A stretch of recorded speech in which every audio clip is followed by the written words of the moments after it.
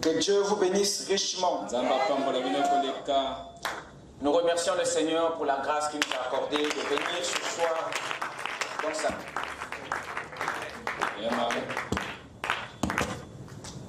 Sans plus tarder, nous allons nous lever pour lire les Saintes Écritures.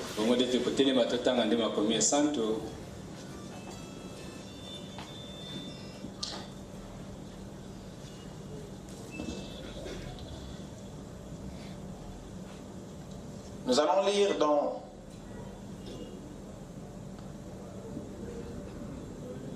Ésaïe 22.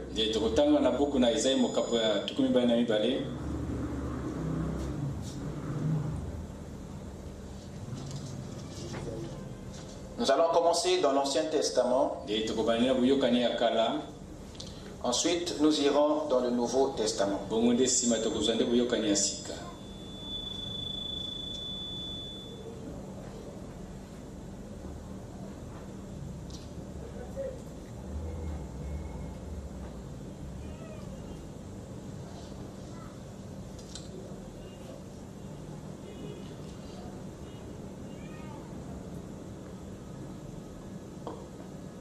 Ésaïe 22, commençons à partir du verset 20.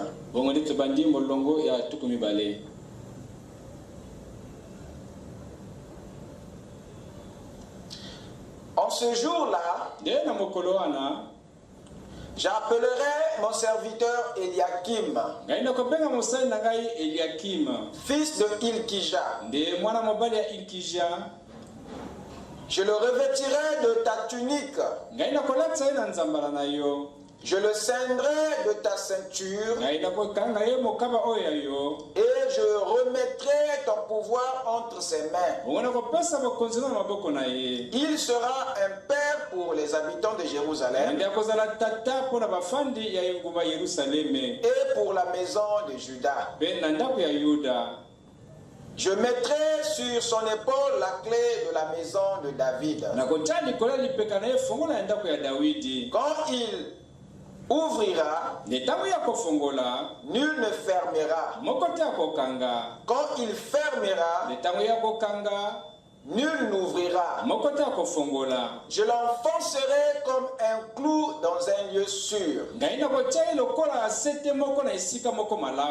il sera un siège de gloire pour la maison de son père. Amen. Avec nos têtes inclinées. Ma richesse, c'est ma gloire et ma félicité. Oh Jésus, c'est de croire que tu m'as racheté, rempli de confiance en toi, divin Sauveur. Je vis dans l'espérance et je marche sans peur. Oh, rien nous te laisse souilleux, rien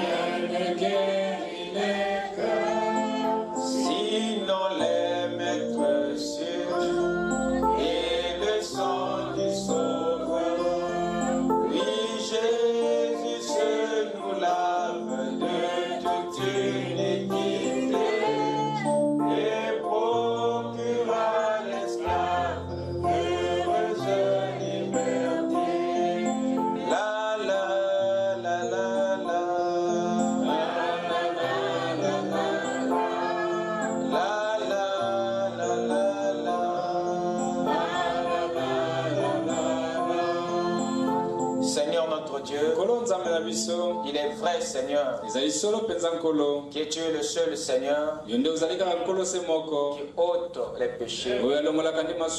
C'est en toi Seigneur que notre foi réside. Nous sommes le troupeau de ton pâturage. Nous sommes venus Seigneur tels que nous sommes, croyant que Père bien-aimé, la force qui nous manque se trouve en toi. La vie qui nous manque se trouve en toi. Puisses-tu nous la communiquer ce soir, afin que tous les malades soient guéris, tous les perdus soient sauvés, et que tous les faibles soient renforcés. Viens Seigneur nous parler au travers de ta parole. Viens Seigneur nous oindre. Viens transformer chaque vie Seigneur. Pour le reste, oh Dieu, nous savons que Père, tu es un secours immédiat en cas de détresse. Que soit la gloire et l'honneur au siècle des siècles. Dans le nom de Jésus-Christ. Amen. Je vous prie de vous asseoir pendant que nous ouvrons dans Apocalypse 3.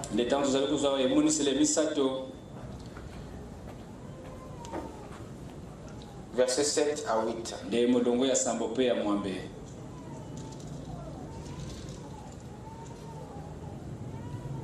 Écrit à l'ange de l'église de Philadelphie. Voici ce que dit le Saint, le véritable, celui qui a la clé de David, celui qui ouvre et personne ne fermera, celui qui ferme et personne n'ouvrira.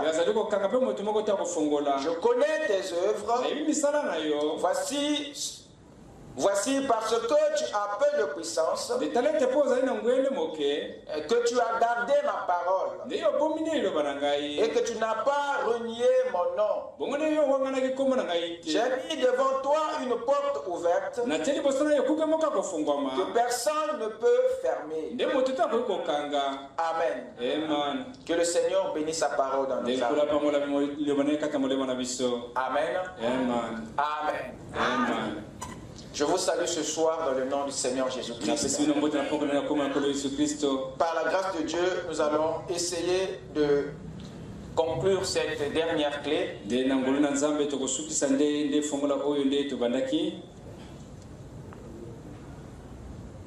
afin que nous puissions, à partir de dimanche, aborder un autre point de la leçon. Amen. J'aimerais que vous me suivez attentivement, de façon que vous saisissiez même les endroits que vous avez manqués. Si vous êtes ici pour votre première fois, j'essaierai de parler de façon que vous saisissez et que vous m'entendez chacun dans sa langue maternelle. Amen. Nous sommes donc en train de parler sur la clé de la maison de David.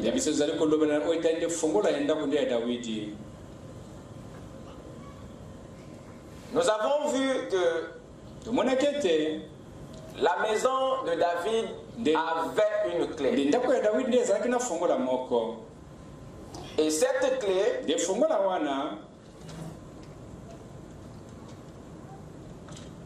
n'est pas venue au hasard. Cette clé n'est pas quelque chose de naturel. Il y a en réalité 3 éléments d'étude dans notre sujet ici.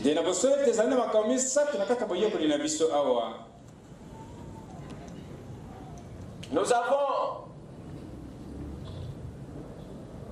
la clé. Nous avons la maison.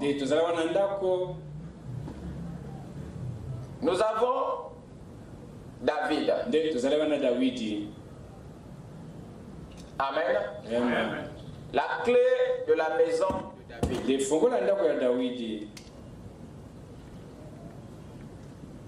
Ce qui peut nous permettre de saisir le message dans ce sujet,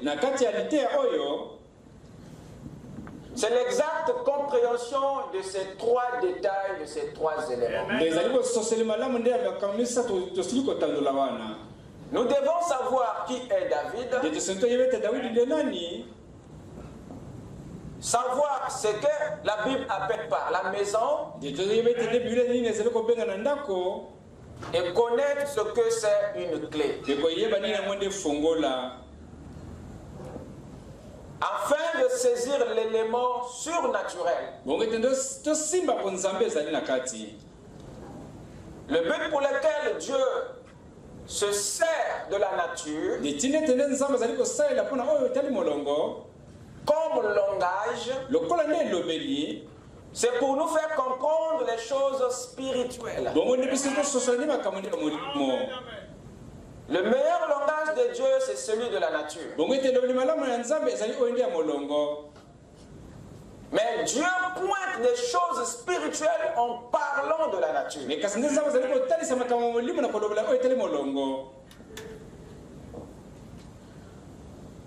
David, qui était-il? David était un homme de la même nature que vous et moi.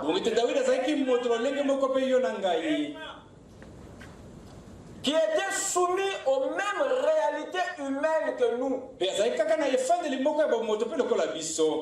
Soumis aux mêmes tentations, aux mêmes épreuves, aux mêmes difficultés, aux mêmes péchés. Mais Dieu l'a aimé à cause de son amour pour lui. Dieu l'a aimé à cause de son zèle pour l'Éternel. Bien qu'il ait été un homme de sang et de guerre, bien qu'il ait été un homme d'erreur, mais Dieu l'a aimé parce que l'état de son cœur était différent de celui d'autres personnes de son époque.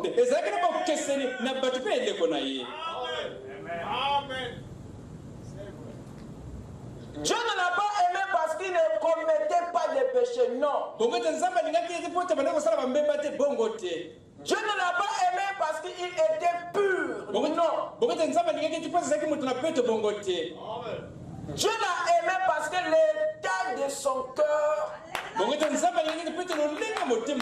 était bon.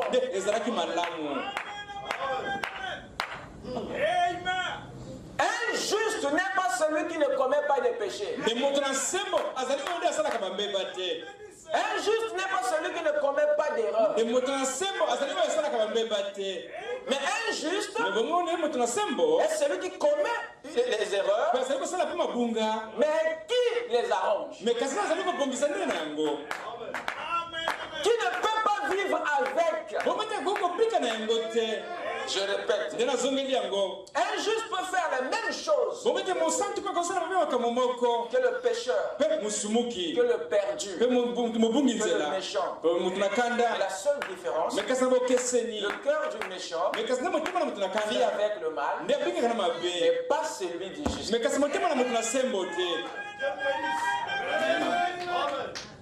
Quelqu'un m'écoute? Son cœur est fait de façon à ne pas supporter le mal qu'il fait. Et c'est ça qui le met sur le droit chemin. David a dit, j'ai été jeune et voici que j'ai vieilli. Je n'ai jamais vu le juste. Qui? Le juste. être abandonné, ni ses enfants manger le pain. David parle de qui? Du juste. Et c'est qui injuste? D'après la signification du nom,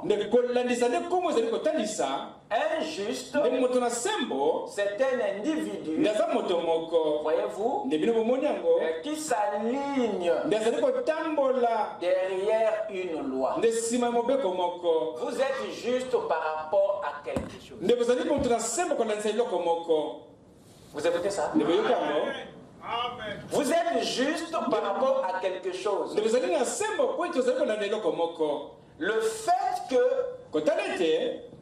vous avez aligné votre vie, c'est ça, ajuster.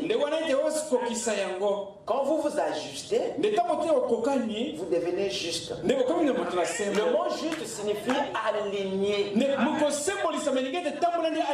Celui qui est aligné par rapport à. On dit que oui, tu es juste. Tu es en ordre. Tu es en ligne par rapport à quelque chose. Tu ne peux pas être juste s'il n'y a pas un point d'alignement. Donc on ne peut pas t'appeler juste si tu n'as pas une loi que tu respectes. Donc notre alignement, c'est par rapport à la parole. C'est par rapport à notre alignement derrière la parole. Vous écoutez ça? Et c'est lorsque tu sors de la parole que tu as un problème, que tu es maintenant dans le désordre. Alors quand tu reviens, c'est là où que tu es maintenant aligné. Donc les justes, ce sont ceux-là qui sont alignés à la parole. Et c'est ceux-là qui ne peuvent pas garder et vivre avec le péché. Parce que la parole derrière laquelle tu t'alignes condamne ce que tu fais. Et cela te met mal à l'aise. Quelqu'un peut dire amen? Et il dit, j'ai été jeune et voici j'ai vieilli. Je n'ai pas vu le juste être abandonné. Et Dieu aimait David parce que David était un juste. Il pouvait donner sa vie pour ce qui appartient à quelqu'un d'autre. Regardez, l'ours est venu s'emparer de l'agneau de son père. C'était pas pour lui. C'était pas ses agneaux. Le lion est venu s'emparer. C'était pas ses agneaux. David avait bien des droits de sauver sa vie. D'aller dire à papa, il y avait un lion. Papa allait comprendre. Vous écoutez ça? Isaïe allait dire oui, je préfère te garder toi. Père de l'agneau. David savait que papa n'allait pas le contredire. Même si l'ours et le lion avaient dévoré la moitié du troupeau. Regardez comment est-ce que Jacob a pleuré lorsqu'on l'a dit que Joseph a été déchiré par une bête féroce. Il a fallu pour lui entendre que cette bête a dévoré tous les troupeaux. Il est allé avec Joseph. Mais David savait. Mais il a mis sa vie en danger pour un troupeau qui ne lui appartient pas. Il sait que sa vie est plus importante aux yeux du Père que l'agneau. pouvait sauver sa peau. Mais il n'avait pas ce genre de cœur. Même si ce n'est pas pour lui. Il est fait de façon. Oh, je veux entendre la main. Amen. Amen. Amen. Et il était du genre de celui qui fait toujours bien ce qu'on lui donne de faire. Même si c'est petit, il a toujours envie et tendance de bien faire. Sans jugement d'activité. Il fait toujours des vos problèmes sans problème. Il n'était pas enrôlé dans l'armée.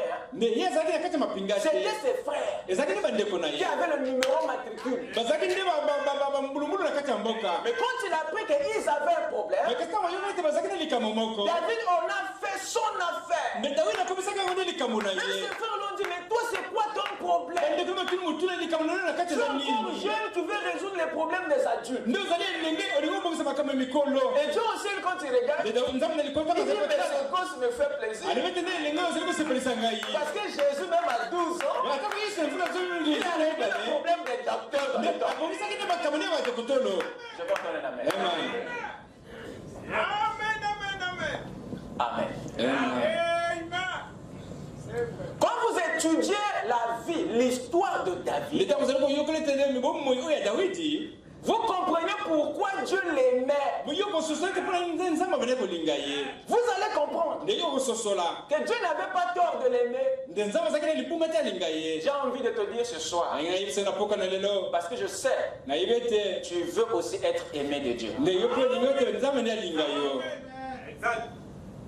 Alors, regarde bien la vie de David. Dieu t'aimera. Un jour, Abner vint faire la paix avec David. Et lorsqu'il est parti, Joab vint. Parce que Abner avait tué le frère de Joab. Et lorsque Abner est parti, on dit à Joab que non, Abner était ici. Il a fait alliance avec David. Et il est parti. Et lorsque Joab l'a poursuivi, il a tué Abner. Et quand la nouvelle vint chez David, David pleura. Alors qu'Abner était son ennemi. Et les gens ont dit, mais toi, quel genre de roi? Tu pleures pour ce qui ne nous fait pas pleurer. Et tu ne pleures pas pour ce qui nous fait pleurer. David, même pour ses ennemis, il avait du cœur. C'est cet état de cœur que Dieu a aimé. Quelqu'un peut dire amen? Quand vous voyez la vie de David, vous allez voir qu'il y a des choses qu'il a fait que peut-être toi tu n'es pas prêt à faire. Quelqu'un peut dire amen? Il a eu des occasions pour tuer Saoul. Il ne l'a pas fait. Je me demande si c'était toi. Il y a des actes qui venaient de son cœur qui a fait bouger le trône de Dieu. Amen. Et l'histoire nous dit, la Bible nous fait comprendre que David était le père selon la chair de Jésus. Amen. Paul le déclare dans Romains chapitre 1. Le verset 1 à 4. Pour ceux qui prennent des notes. Là-bas, il explique le lien de David et Jésus. Et c'est cet homme-là qui était aimé de Dieu, qui avait une maison.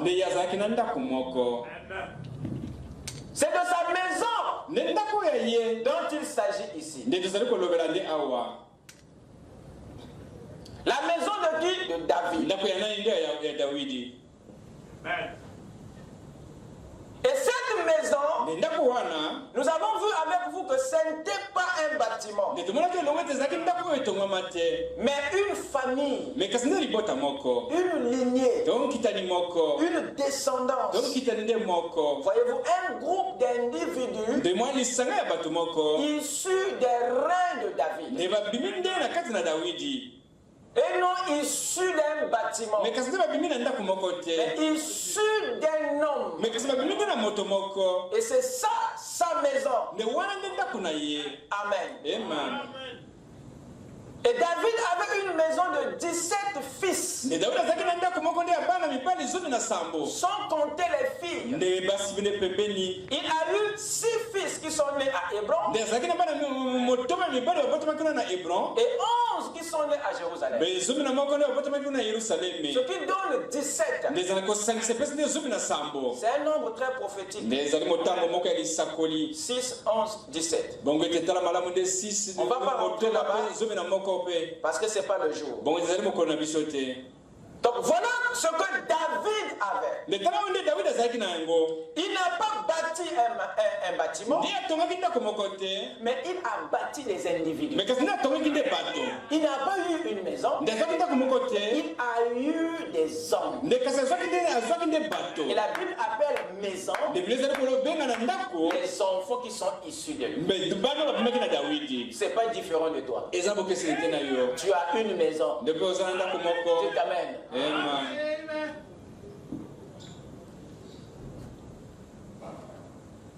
Et nous avons vu que ces enfants-là, cette grande famille de David, est parallèle à ce que nous appelons Église.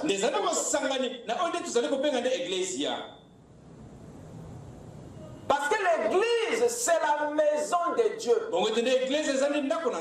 L'église, c'est le temple de Dieu. Mais nous sommes souvent restés dans une application charnelle. Le prophète dit que l'église signifie les appeler à sortir. Le prophète n'a jamais mis l'église en rapport avec le bâtiment.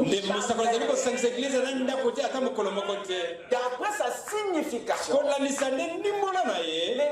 rien à voir avec le bâtiment. C'est le messager. Donc lorsque nous attribuons l'église à un bâtiment, passons à côté. L'église, ce sont les individus qui sont sortis du monde. Et l'épouse, c'est toujours les individus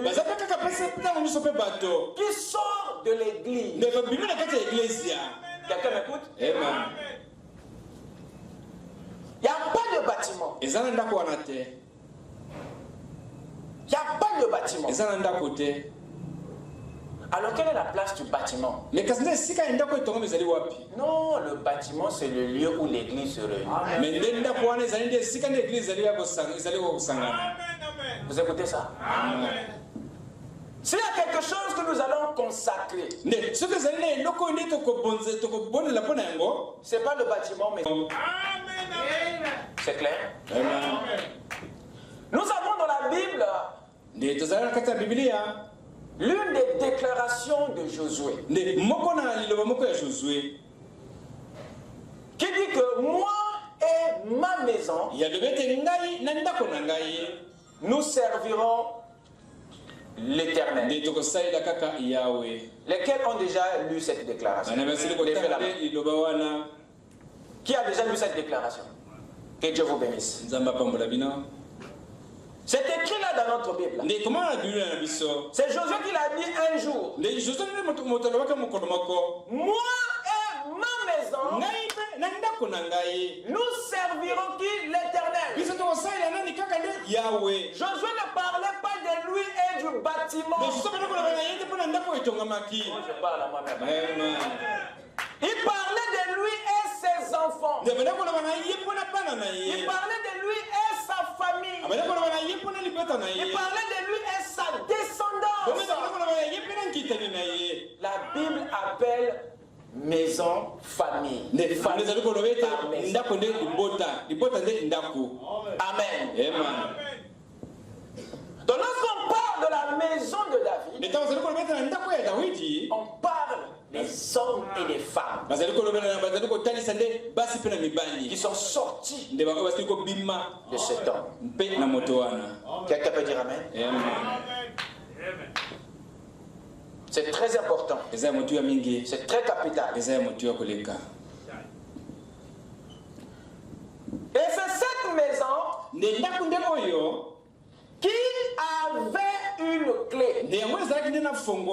La clé de la maison de David. Cette maison avait une clé. Et d'où lui vient cette clé?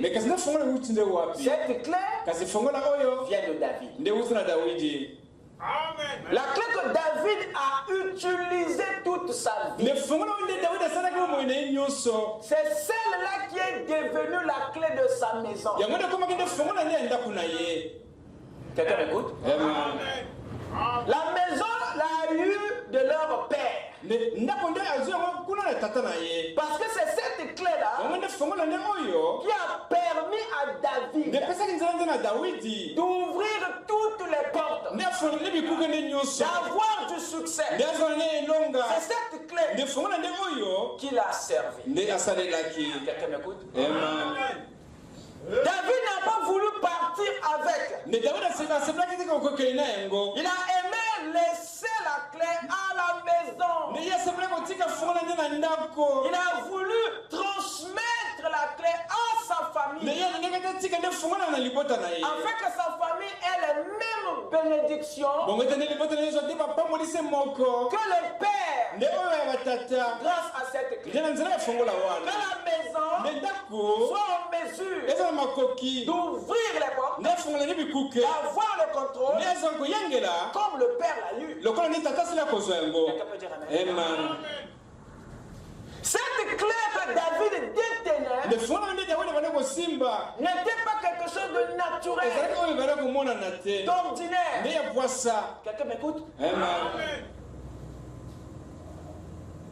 David était charnel, mais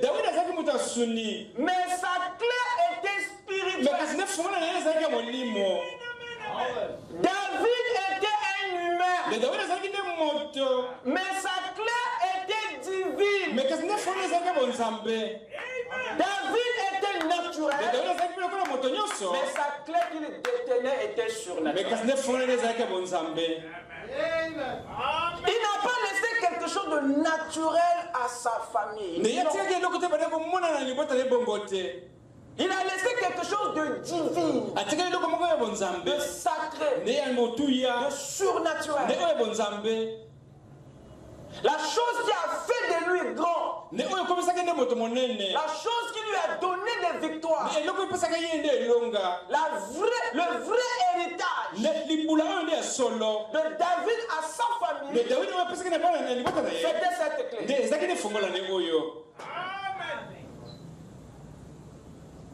David a laissé quelque chose de magique à sa famille. Quelque chose qui ne devait jamais laisser sa famille dans la bassesse. Et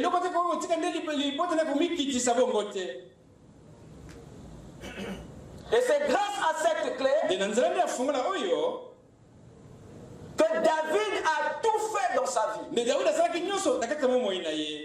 Rien de ce que David a fait, ne l'a fait par lui-même. Rien de ce qu'il était devenu, il était devenu par ses capacités. La base de la vie, la base du succès, la base même de la royauté royauté de David. Ce n'était pas David, mais c'était cette clé. Amen. Qu'est-ce que c'était? Le mot clé n'est qu'un langage que le Saint-Esprit utilise, que la Bible se sert pour parler du secret. Parce que la clé, c'est un secret. La clé, c'est une information. La clé, c'est un code. Amen. David avait un secret qui était à l'origine de sa conquête. Et c'est ce secret-là qu'il a laissé à sa maison, afin que sa maison puisse avoir les mêmes exploits que lui. Car tout parent souhaite que sa famille puisse avoir les mêmes opportunités, même plus qu'au-delà. Et ce qui pouvait élever la famille de David, ce n'était pas David, mais c'était ce que David avait. C'était la clé qui pouvait élever sa maison. C'est pas vous qui pouvez faire de vos enfants des grands hommes. Dites amen. Amen. Avancez. Donc David avait un secret. Et c'est ce secret-là qu'il a transmis à Salomon avant sa mort.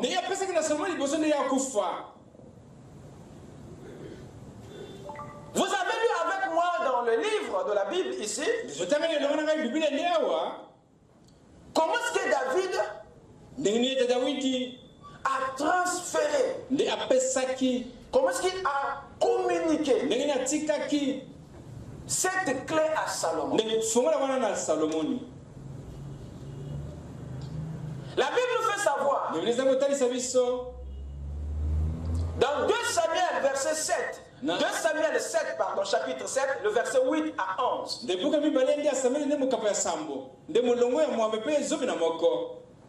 Que Dieu était celui qui avait pris David derrière les brebis pour en faire chef.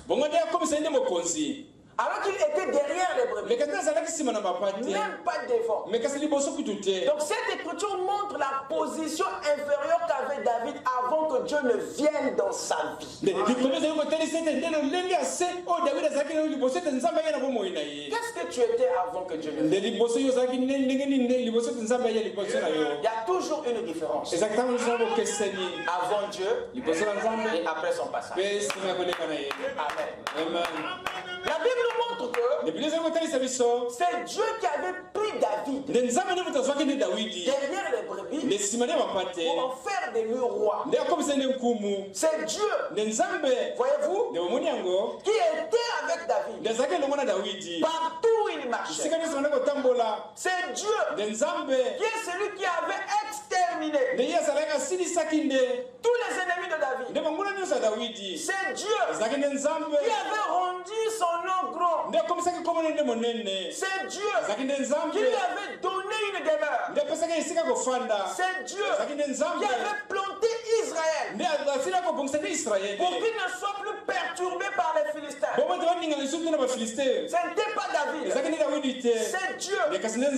C'est Dieu qui leur a donné du repos à Israël et à David.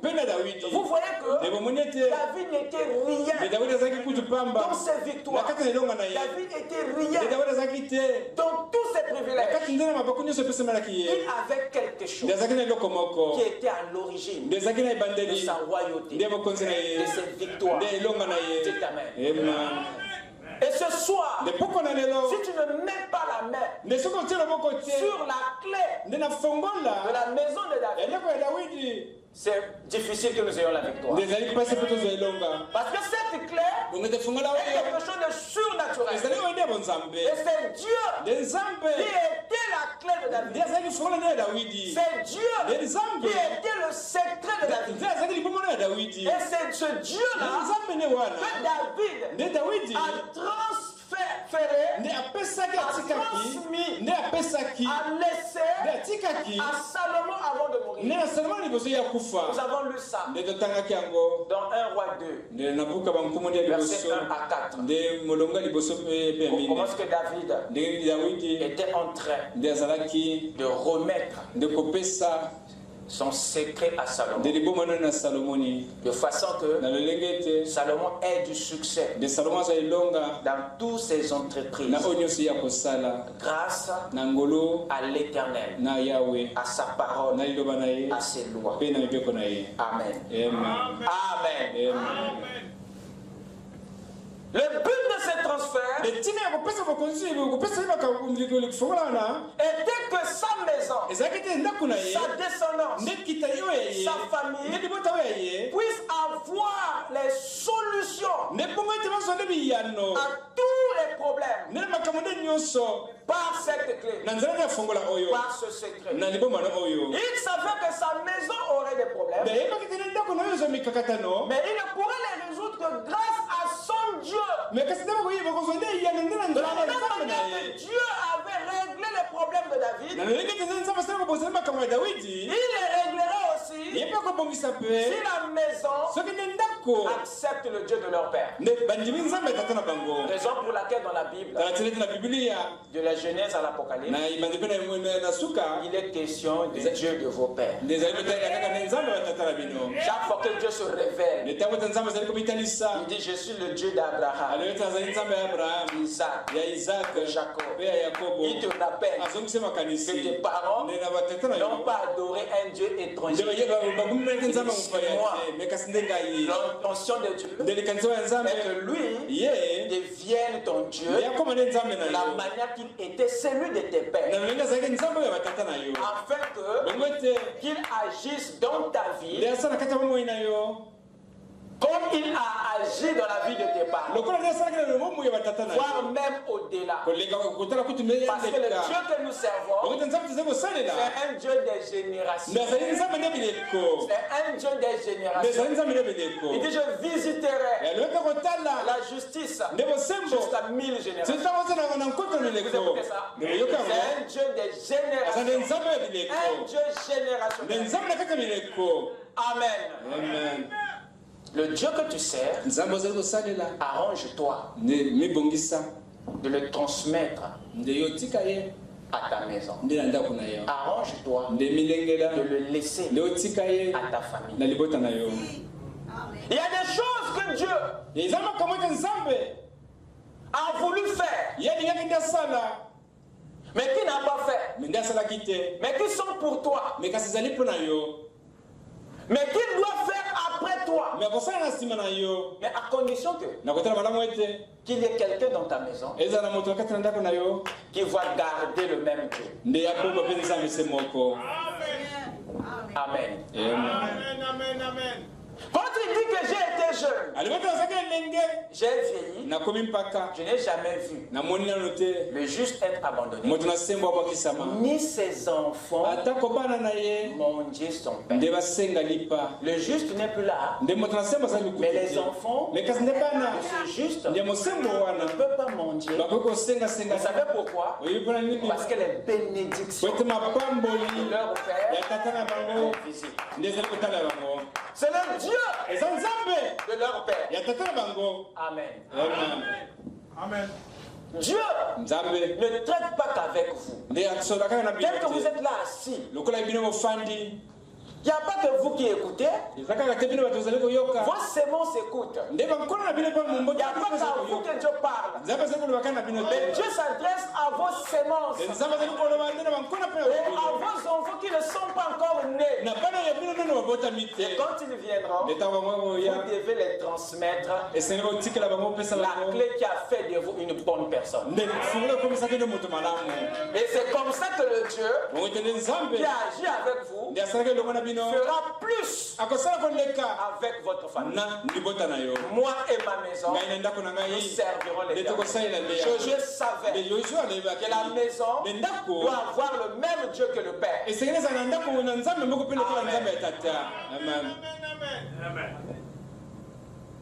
C'est très important, mes chers amis. Dieu avait promis certaines choses à David. Dans son alliance, Dieu lui avait promis une postérité. Nous avons vu ça. Dieu lui avait promis une postérité. Dieu lui avait promis. Dieu avait donné à cette postérité un objectif. Et Dieu avait promis un châtiment à la famille, à la postérité. Suivez-moi bien. Dieu avait promis une grâce éternelle. Dieu avait promis un trône. Et Dieu avait promis affermir le trône et la maison de David. David avait tellement bien servi, malgré ses erreurs, mais son zèle pour Dieu était parfait aux yeux de l'Éternel. Et Dieu avait des tonnes de bénédictions de David en réserve. Il a dit David, te voilà en train de partir. Te voilà en train de quitter la terre. Mais j'ai encore tes bénédictions ici en réserve. Tu n'as pas tout épuisé. Je n'avais pas fini de te bénir. Je fais comment? Je mets ça où? Il dit ok, je vais faire une alliance avec toi de façon que tout ce qui est resté, ta famille puisse en avoir. L'alliance que Dieu a fait avec David, c'était une occasion que Dieu cherchait pour continuer à déverser à David ce qui était resté en suspens. Votre obéissance prépare des réserves pour vos enfants. Votre obéissance prépare des bénédictions pour vos enfants. Quelqu'un m'écoute? Dieu fait alliance pour donner à sa famille ce que David n'a pas su avoir. David était béni, mais pas pleinement par rapport à ce qui était là. Amen. Il lui dit, David, donne-moi une raison de continuer à bénir ta maison au-delà de ce que je t'ai donné. Voilà ce que nous allons faire. Je ne peux pas repartir au ciel avec ta bénédiction. Je te donnerai une postérité. Mais cette postérité-là doit avoir un objectif. Vous écoutez ça? Ça, c'est la profondeur. Et cet objectif, c'est celui de me bâtir une maison. L'objectif de la postérité, c'était de bâtir la maison de l'Éternel.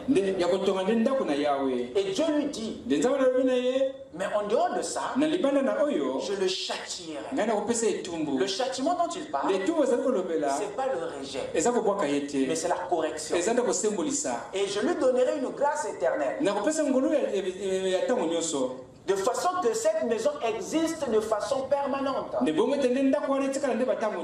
Et il dit, je promets un trône et un affermissement. Amen. Amen. Voilà l'alliance qui a été conclu entre Dieu et David. À partir de ces jours, le Dieu qui était le Dieu de David est devenu le Dieu de sa maison. Alors Dieu pouvait maintenant agir pleinement dans sa famille sans l'accord de David. Vous écoutez ça? Amen. Ce que Dieu avait promis à David, c'est ce qu'exactement Salomon a fait. Et ce que Salomon a fait, c'est exactement ce que Christ a fait. Amen. Amen. Et ce que Christ a fait, c'est exactement ce que l'Église a fait. Ce que l'Église a fait, c'est exactement ce que toi tu as à faire. Car Christ était le véritable Salomon. Vous écoutez ça? Est-ce que vous écoutez ça? Salomon, quand il devait venir, il ne devait pas venir avec un Dieu étranger. Il devait venir avec le Dieu de David. Il devait venir avec la clé de David. Parce que c'est lui à qui David avait transmis le Dieu qu'il adorait, le Dieu qu'il a servi. Et ses frères attendaient voir le Dieu de David dans Salomon. Il fallait que Salomon incarne le Dieu de son père pour construire, pour châtier le péché, pour justifier, pour régner, pour consolider la maison, c'est-à-dire amener l'unité dans la famille. Amen.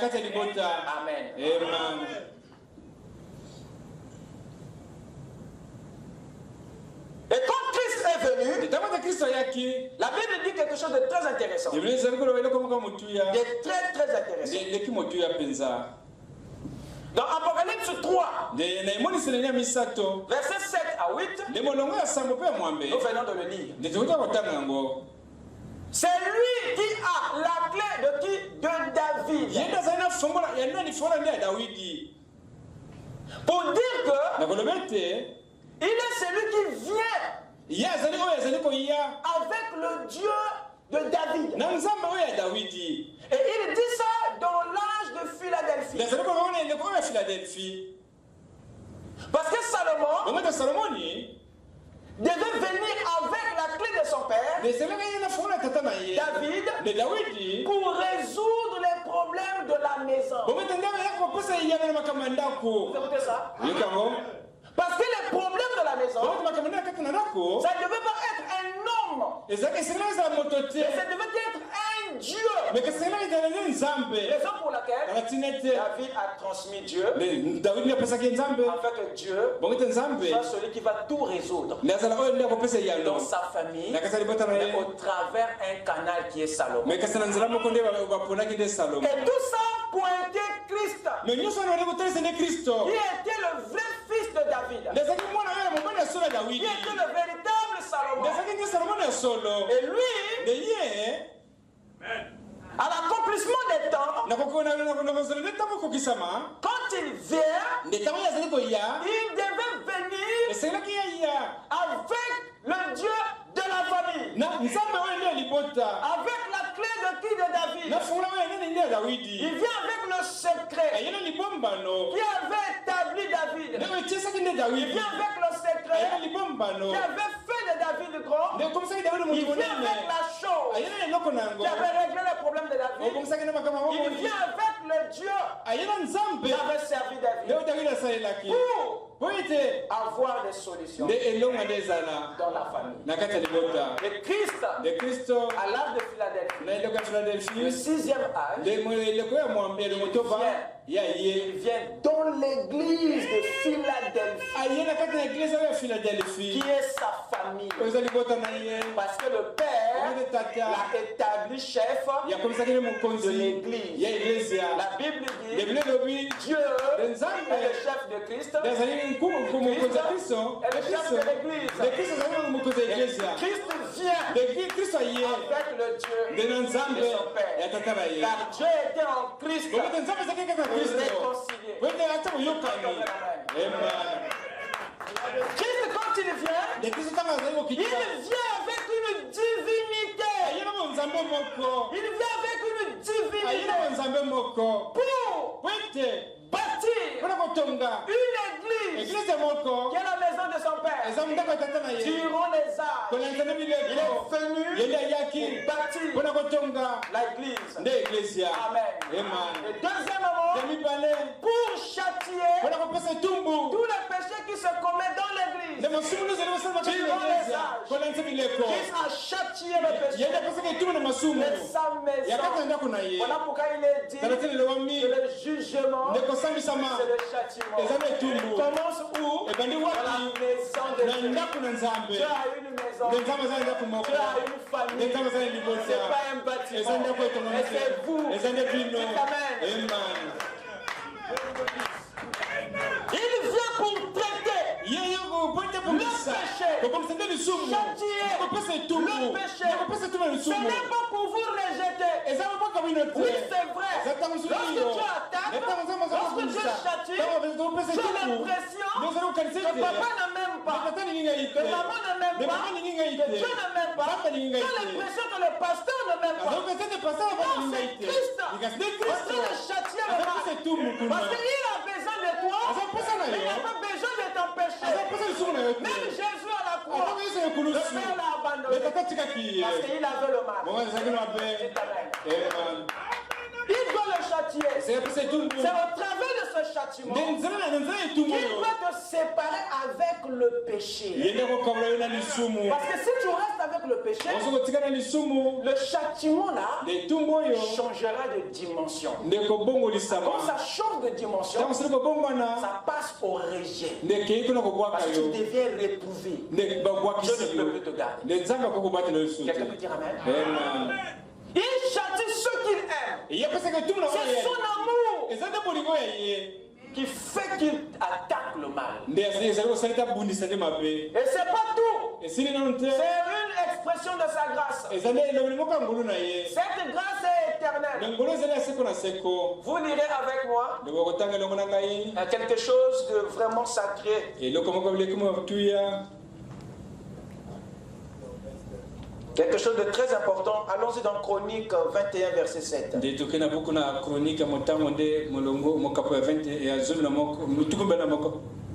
Pour avoir une idée de cette grâce éternelle. 2 Chroniques.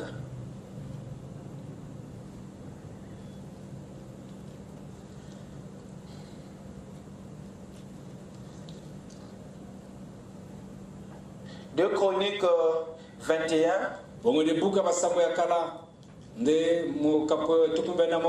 Prenez le verset 7. Écoutez. Mais l'Éternel ne voulut point détruire la maison de David. La grâce éternelle.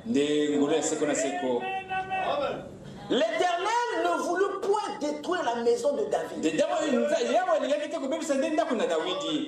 Pourquoi? Parce que cette maison a aussi commis des péchés qui se commettent parmi les païens. Mais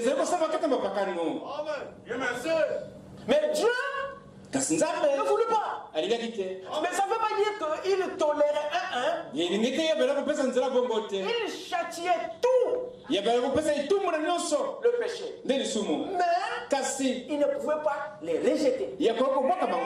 N'est-ce pas merveilleux? Dieu peut te châtier, mais je t'apprends que Dieu ne peut pas te rejeter. Dieu ne peut pas te rejeter. Amen. À moins que toi-même tu te rejettes. Mais Dieu ne peut pas te rejeter. Bien qu'il châtie.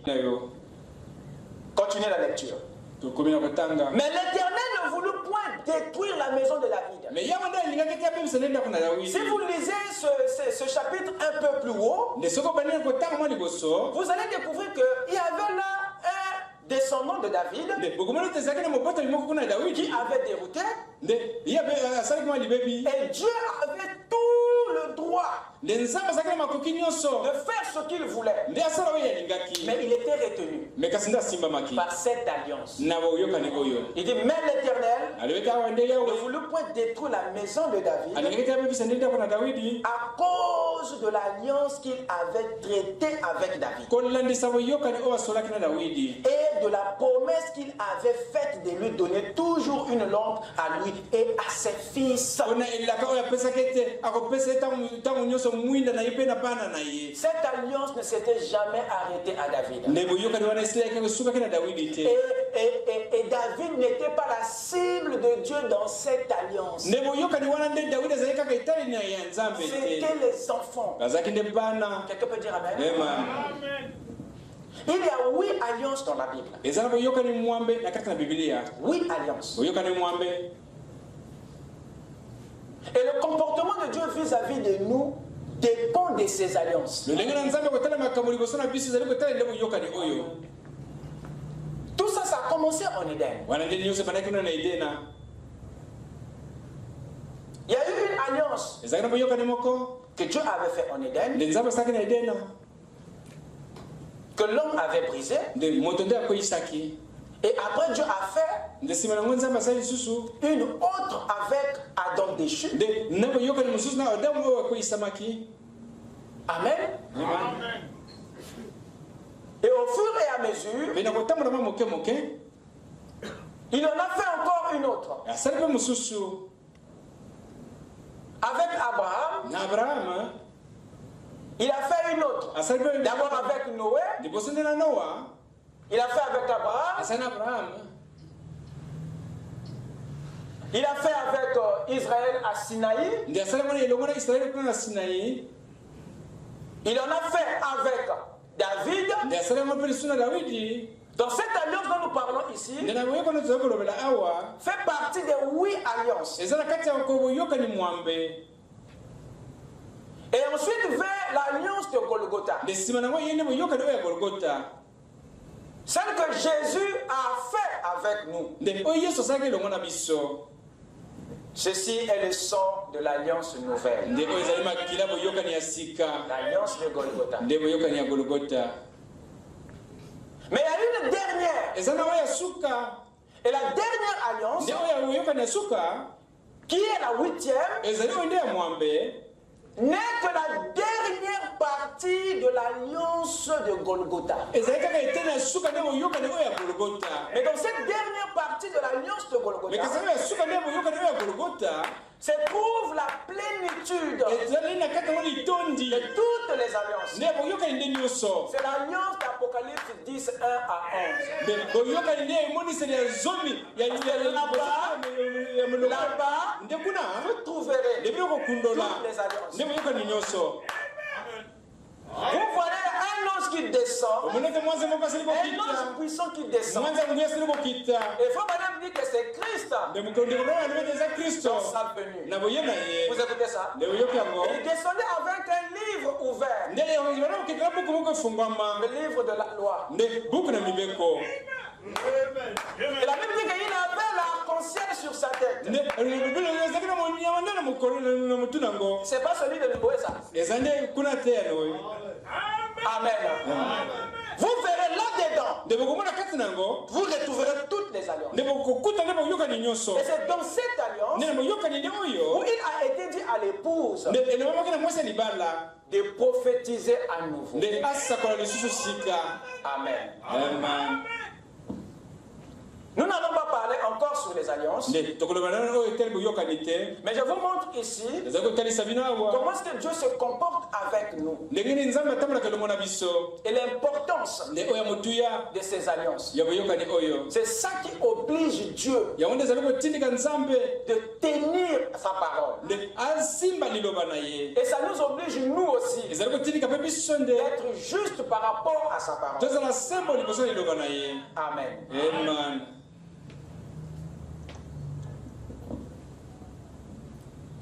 Dieu, dans cette écriture, nous révèle une intention. C'est lui de gracier perpétuellement cette famille. Et la famille dont nous parlons ici, la maison que nous attribuons à David, n'est que l'ombre de l'église. Dites Amen. Nous sommes cette maison dont la Bible a représenté dans les types l'église et la maison de David. Et l'église a une grâce que Dieu ne veut pas abréger. Amen. Mais dans cette grâce, il n'y a pas de tolérance du péché. Contrairement à ce que certains croient. Nous sommes de la grâce, frère. Mais ça ne veut pas dire que tu dois pécher. La grâce est plus dangereuse que la dispensation. Je vous l'ai déjà expliqué. C'est très dangereux. La grâce ne veut pas dire tolérance du péché. Amen. Dans la loi, certes, il était vrai que l'homme ne pouvait pas garder la parole. Et je vous apprends que Dieu avait compris cet état. Il avait accepté cette condition. Parce qu'il savait que non, le point venait de lui-même. Il donne la loi au peuple, mais il retient l'esprit. Tous ceux qui ont reçu la loi dans l'Ancien Testament n'avaient pas le Saint-Esprit. Voilà pourquoi ils n'ont pas vécu la loi. Voilà pourquoi ils n'ont pas gardé la parole. Parce que sans l'esprit de la parole, vous ne pouvez pas garder la parole. Voilà pourquoi tu dois naître de nouveau pour vivre la parole. Si tu ne nais pas de nouveau, la parole deviendra pénible pour toi. Tu trouverais que c'est difficile parce que tu n'as pas l'esprit qui a écrit cette parole. Qu'est-ce qui s'est passé? Dieu a donné la loi, il a donné la parole, il a donné la lettre, mais il n'a pas donné l'esprit qui a écrit cette lettre. Afin que ceux qui ont reçu la lettre puissent la vivre. Ce n'était pas possible. C'était un combat. Et Dieu s'est tué. Il était obligé de descendre, aller le prendre dans le séjour des morts et les ressusciter. Parce qu'il savait que le problème venait de lui. Quand il les a fait sortir, la dispensation de la grâce était ouverte. Il a dit allez-y dans la chambre haute. Il a fait descendre l'esprit. Il n'était pas descendu dans l'Ancien Testament. C'est venu dans chaque individu. Le Saint-Esprit, c'est l'esprit qui vous permet de garder la loi, de vivre la loi. Tu n'as plus d'excuses pour vivre la parole parce qu'il t'a donné l'esprit de la parole.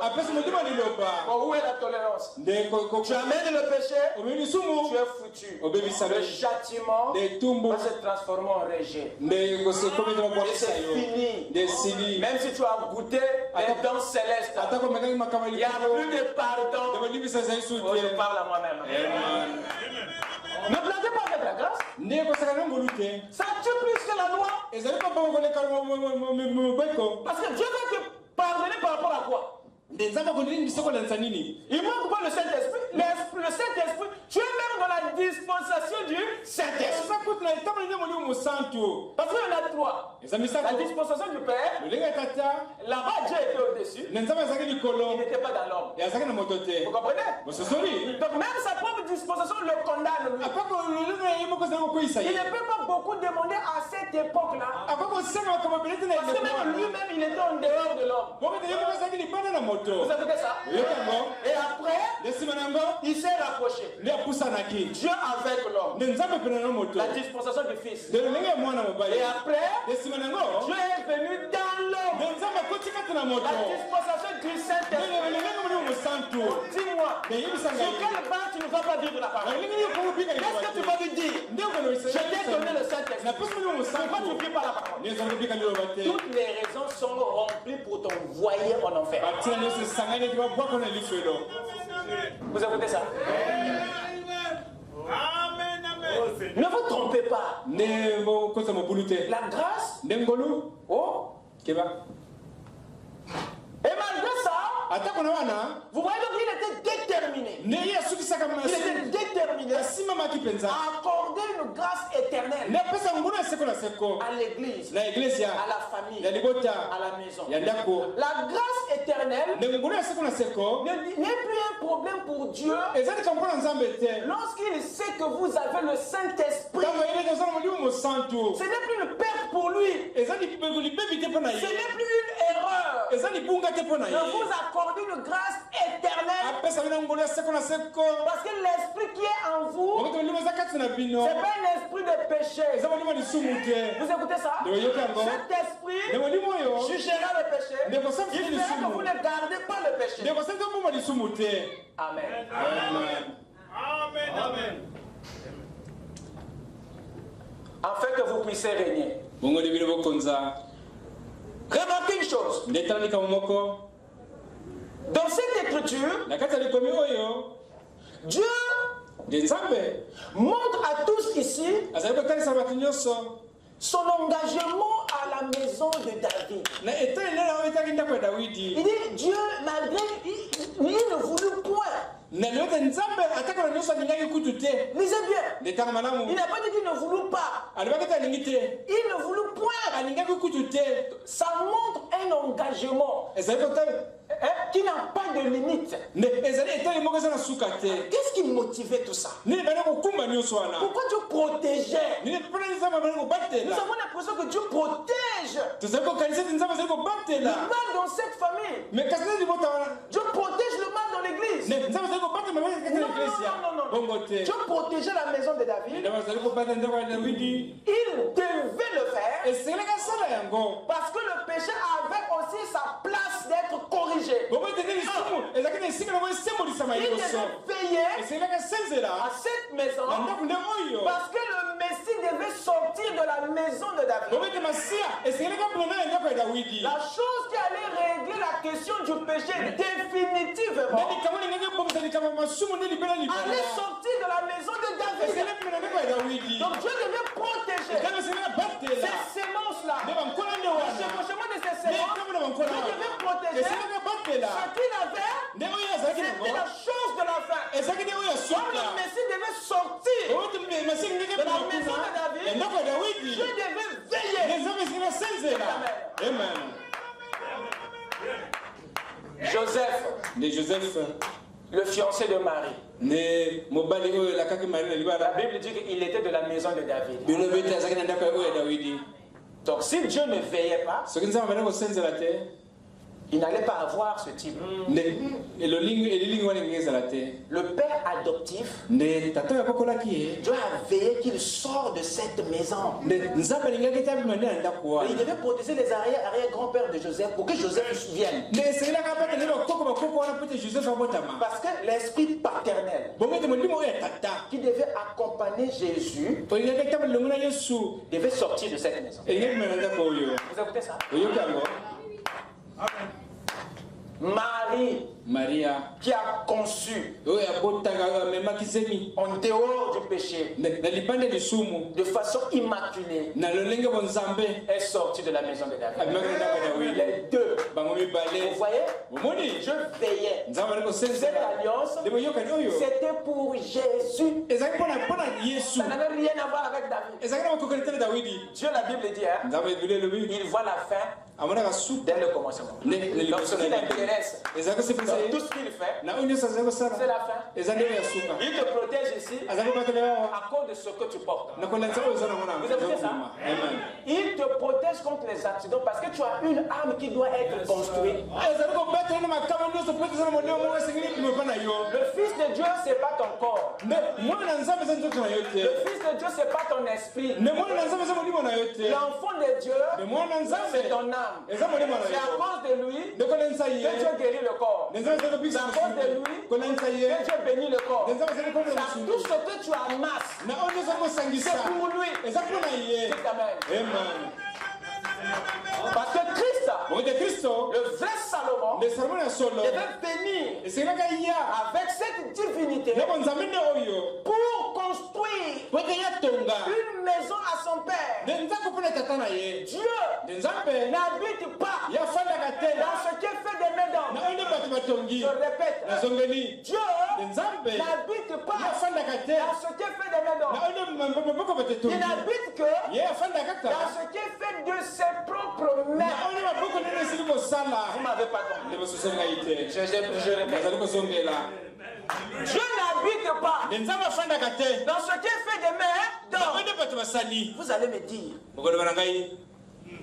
que le tabernacle de Moïse a été fait par Moïse. Mais Dieu a habité.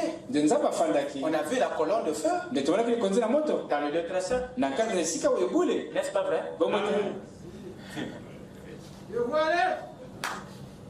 Écoutez-moi bien.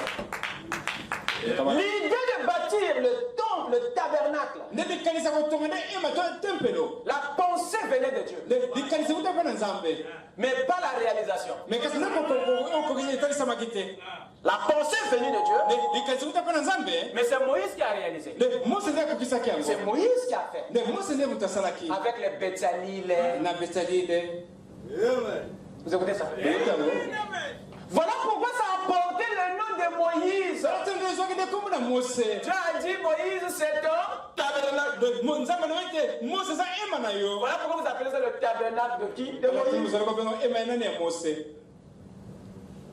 Dieu n'a jamais habité dans ce tabernacle. Jamais.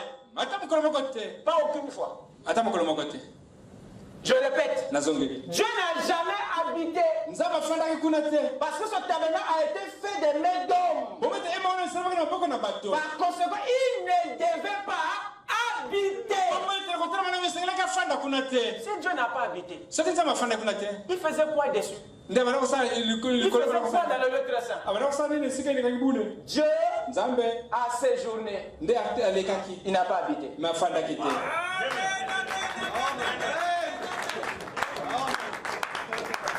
Il a dit, moi, je n'habite pas. Mais il n'a pas dit que je ne séjourne pas. Il n'habite pas dans ce qu'est fait des mains d'hommes. Alors, le tabernacle de Moïse, le tabernacle du désert, a été fait par Moïse. Le tabernacle de Jérusalem a été fait par Salomon.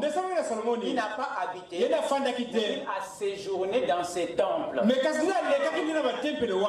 Jésus est le corps, il n'a pas été fait par un homme et une femme. Il a habité.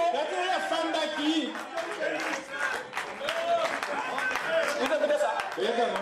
Quand il est parti, il a récupéré le temple.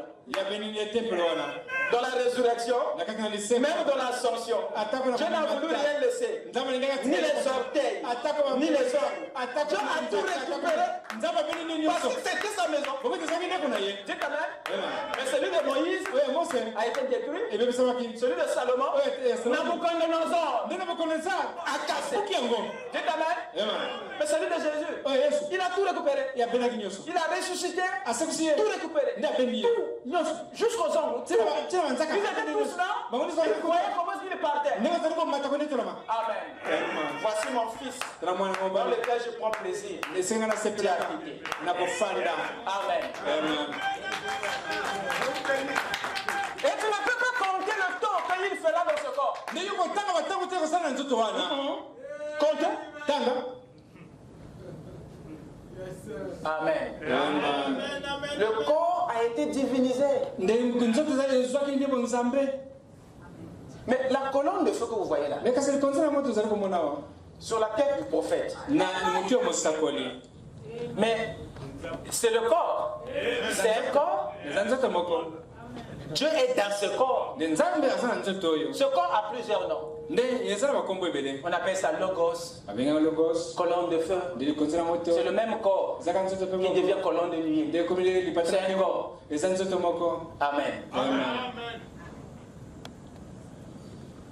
Remarquez. Vous m'accordez quelques minutes? Amen. Moïse était un tabernacle. Moïse était un tabernacle qui a été fabriqué par Amram et Jochebed. Dieu n'était pas dedans. Dieu était au-dessus. Salomon, c'est un tabernacle. C'est un temple qui a été fabriqué des mains d'homme. David et Bathsheba, ils ont fabriqué Salomon. Le temple. Mais Jésus, il n'est pas l'œuvre de Joseph et de Marie. Non, aucun d'eux n'a produit quelque chose. Frère Branham dit, Joseph n'a pas donné une sémence là-bas. Ni Marie lui-même n'a pas donné l'ovule. La sémence, le germe de vie et l'ovule, c'était une création de Dieu lui-même. Voilà pourquoi Jésus est le temple de Dieu. Vous écoutez ça? Il a porté le nom de Dieu, Emmanuel. Dieu, pas l'homme, Dieu parmi nous. Amen. Alors quand Jésus vient, dans cette typologie de Salomon, l'objectif que le Père lui a donné, c'est de bâtir l'église. De construire l'église. Au travers une période de 7 âges. Et ce qu'il a fait durant les âges, c'est ce qu'il fait en toi l'individu. Quand Christ vient dans ta vie, il vient avec une divinité. Il entre dans ta vie en tant que colonne de feu. C'est pour bâtir ton âme, bâtir ta théophanie. Mais dans une période de temps, parce que la croissance c'est un mystère. La croissance c'est un mystère. Et ça répond à une période. Dites Amen. Il y a un jour que Dieu t'a saisi pour te faire grandir dans la foi. Et cette croissance n'est pas physique, mais elle est spirituelle. C'est ton âme. Voyez-vous, et le travail se fait là-dedans. Et c'est ton âme qui est le temple de Dieu. Parce que l'âme n'est pas le fruit de ton père et de ta mère. Ton père et ta mère ont donné naissance à ce corps. Mais celui qui est à l'intérieur, c'est la création de Dieu. C'est lui qui est le temple. Dites Amen. Je veux habiter dans ton âme. Amen. Voilà pourquoi il est en train de la construire par la parole. Et tout péché que ton cœur accepte dans le corps, dans l'esprit, est châtié par Christ, la colonne de feu. Le surveillant général, l'enseignant intérieur, il veille à tout ce qui entre là-dedans pour châtier le péché dans ta vie. Voilà pourquoi quand tu pêches, tu as une condamnation. Il est là pour veiller parce que son rôle, c'est de bâtir ta théophanie dans la sainteté. Alors si tu ne ressens pas ça, ça veut dire que Christ n'est pas encore venu en toi. Et cette maison n'a pas encore commencé à être construite. J'ai encore un terrain vide. Et c'est dangereux. Les terrains vides se vont facilement.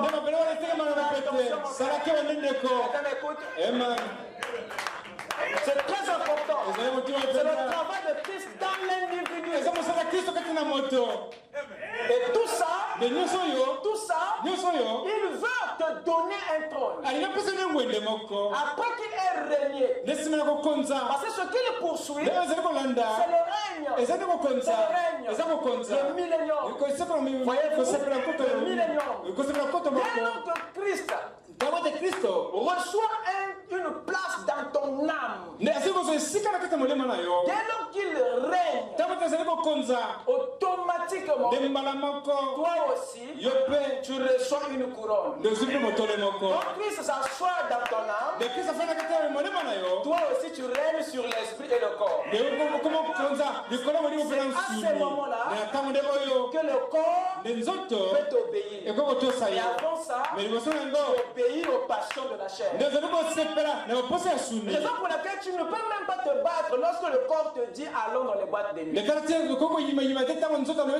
l'amènes là-bas. Lorsque le cœur te dit non, allons fumer, tu ne l'hésites pas. Allons prendre le mchoueke. Tu y vas. Parce que tu n'as pas un trône. Tu règnes sur rien. Celui qui est assis sur ton cœur, c'est le diable. Voyez-vous, voilà pourquoi le corps te manipule. Tu t'amènes dans les femmes. Tu t'amènes dans les hommes. Tu ne diriges rien. Tu es sous les commandements de l'enfer. Jusqu'à ce que Christ entre. Quand il entre, il commence la construction. Il châtie le péché. Il se garde la grâce. Et il te met sur le trône. Et quand le corps dit allongé dans les femmes, la colonne de feu dit non. Alors le corps est amené à la soumission. Dans l'âme, Christ est assis. C'est le millénium. Amen. Le dernière étape, c'est l'affermissement. Ce qui se fait ici, Christ l'a fait littéralement durant les âges. Parce que le but est de s'asseoir et d'amener l'affermissement. C'est-à-dire l'unité de toutes les 7 églises. Il doit les consolider en une église finale. Il doit amener toutes les doctrines qui ont été prêchées depuis Paul. Il doit tous les amener à une seule doctrine. Tout ce qui a été prêché, la foi, la vertu, la connaissance, il doit prendre tout ça et les transformer en pierre de fête. Qui est la doctrine de la fête. Et c'est l'amour divin qui unit les épouses entières.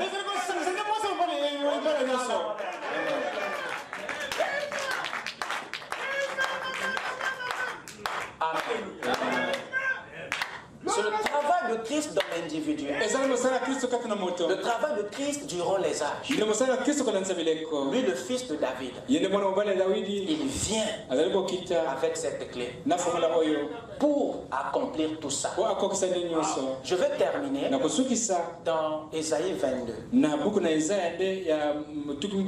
Allons-y tous dans Ésaïe 22. Je vais terminer par là. Amen.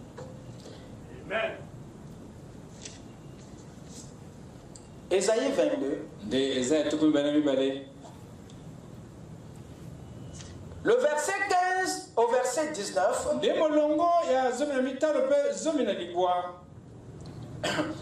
parle d'un homme au nom de Shebna. Shebna, comme ceci, SC, Shebna. Le verset 19 au verset 20, je crois bien. Le verset 15, pardon. Le verset 15 au verset 19, Ésaïe 22 parle d'un certain Shebna.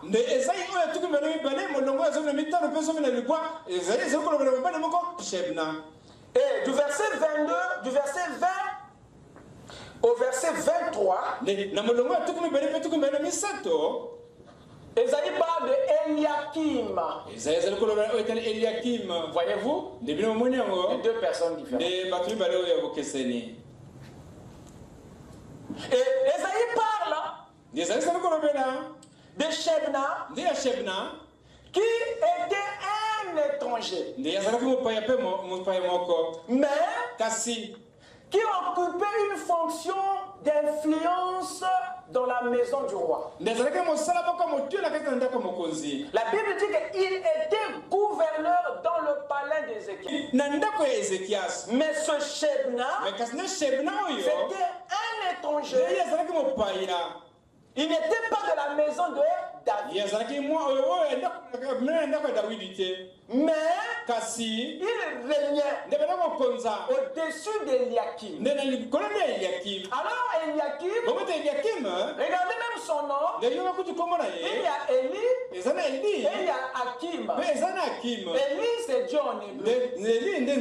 Voyez-vous, Hakim signifie élevé ou seigneur. En d'autres termes, Dieu a élevé. C'est ça Eliakim. Dieu a élevé, mais il était en bas. Je pense qu'il y a beaucoup des Eliakim ici. Alors ça reflète une réalité. Il était de la maison de David et toutes les clés. Le Dieu de David ne se donne qu'aux enfants de David. Ne se livre qu'aux enfants de David. Et toi tu es de la maison de Dieu. Tu es de la maison de David. Comment se fait-il que même ton nom est gêne montre que tu es censé être en haut et non en bas? Mais comment se fait-il qu'un étranger te gouverne? Pendant que Shebna était gouverneur, Eliakim était secrétaire. Il y a un problème. Donc il taisait les secrets de Shebna. Il cachait les secrets de Shebna. Shebna était gouverneur, lui il était secrétaire. Ça c'est le type du Fils de Dieu qui est dans le monde, qui est gouverné par le diable. Et Satan a fait de toi son secrétaire. Donc c'est lui qui tait les secrets. Voilà pourquoi tous les péchés qu'il te fait faire, tu les caches. J'ai envie de parler à quelqu'un. Tout ce qu'il te fait faire, tu les caches.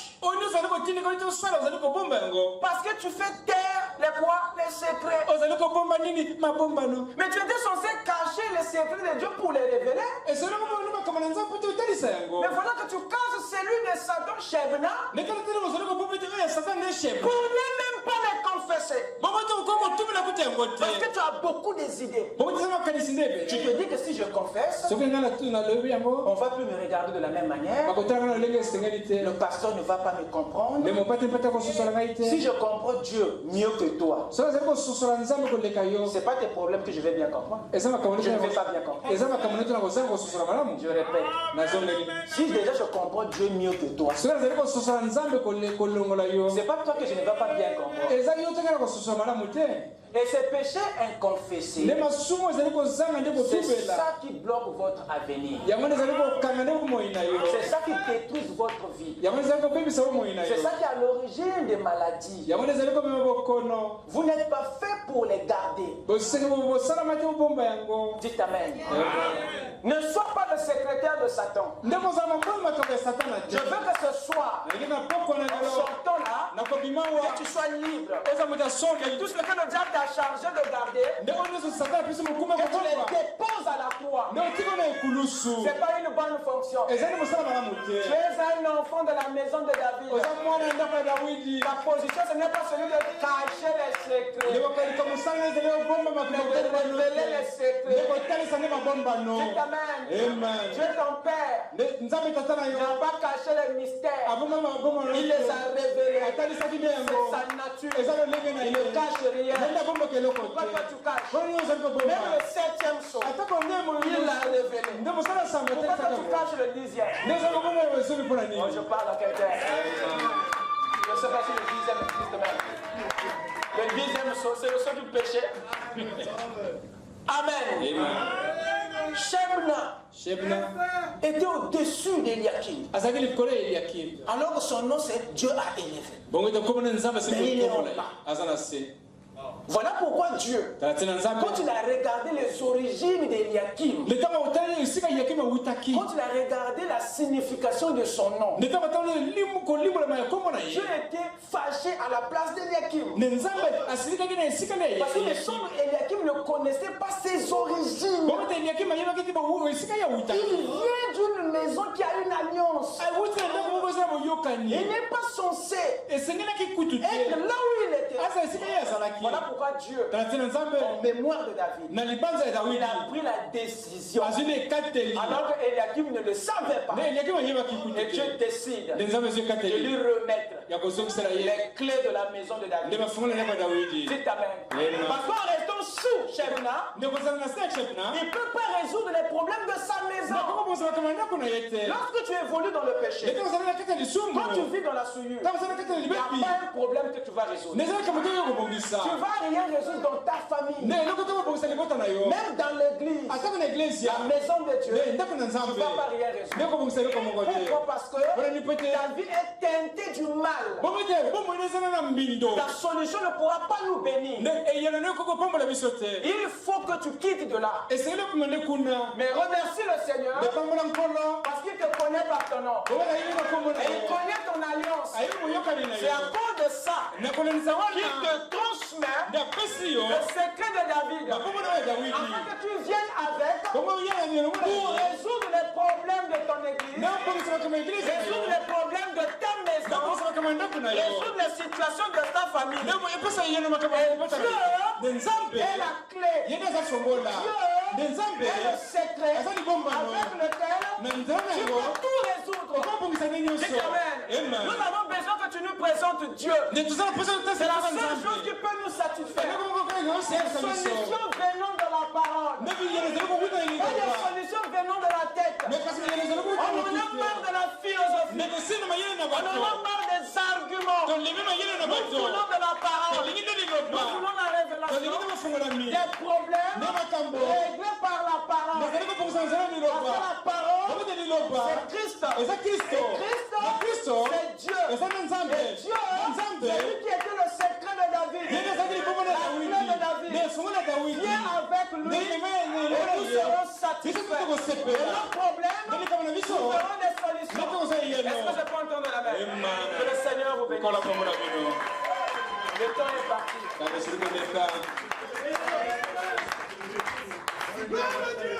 Eliakim, lèvons-nous, le temps est parti. Amen. Avec notre continuer.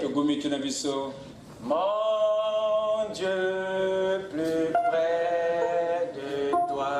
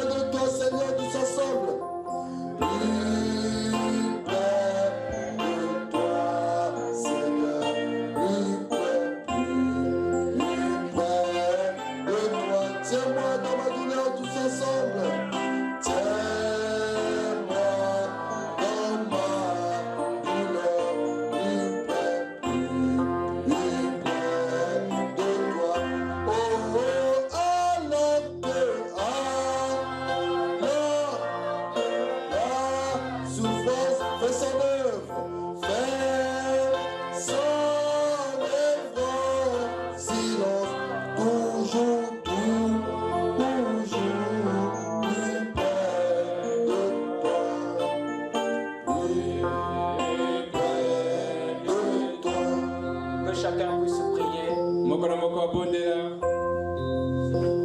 Que chacun parle à son Dieu pour ce qui le concerne.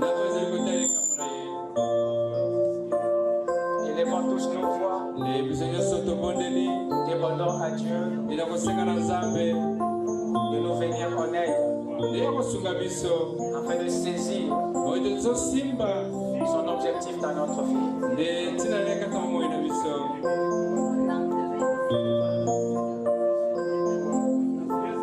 Car Dieu veut faire en nous ce qu'il a fait avec Jésus. Il veut faire avec l'Église ce qu'il a fait avec son Fils. Et il veut faire avec toi ce qu'il fera dans ta maison.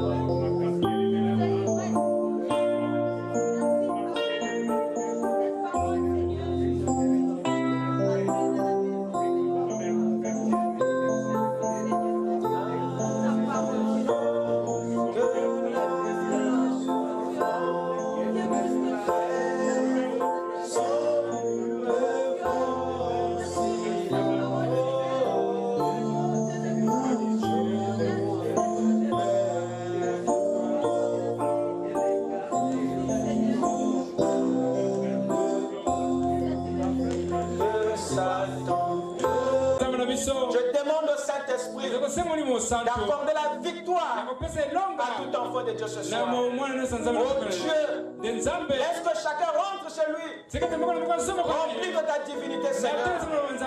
Que l'humain ne puisse plus jamais contrôler, mais que la divinité prenne le dessus, Seigneur.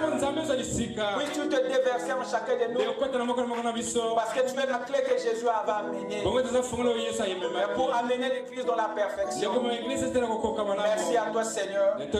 Alors nous allons rentrer, Père. Que soit la révélation de ton peuple, Seigneur. Que soit notre victoire à tous les niveaux, Seigneur. Brise les envoûtements. Éclaire les ténèbres. Rachète les gens du péché. Et que nos vies changent, Seigneur. De la manière que tu avais changé l'eau en vin. Seigneur Dieu, nous te disons merci pour ce que tu es en train de faire. Pour le reste, Père, nous t'offrons nos vies afin que tu nous amènes à la perfection. Merci pour ta clé, Seigneur. Merci, Seigneur, pour ce que tu as fait de nous. Merci pour le Saint-Esprit. Merci pour la conversion. Merci pour la nouvelle naissance. Merci pour ta présence. Nous croyons que, Père, tes anges vont marcher avec ton peuple. Tes anges, Seigneur, vont accompagner ton peuple. Maintenant et à jamais, au siècle des siècles, dans le nom de Jésus, nous t'avons ainsi prié. Amen. Que Dieu vous bénisse.